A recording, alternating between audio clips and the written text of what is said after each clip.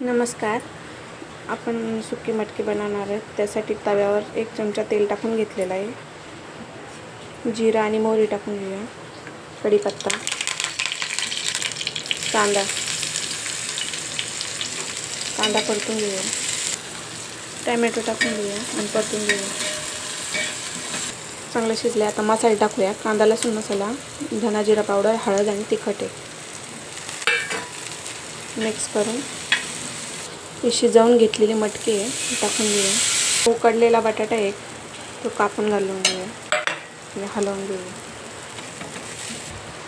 चवीपुरतं मीठ मिक्स करून घेऊया. टोमॅटो टाकून घेऊया. मिक्स करून घेऊया. झाली आपली सुकी मटकी तयार. मुलांच्या डब्यासाठी साधी आणि सोप्या पद्धती. कशी वाटली कमेंट करून सांगा. व्हिडिओला लाईक सबस्क्राईब करा. बाय. धन्यवाद.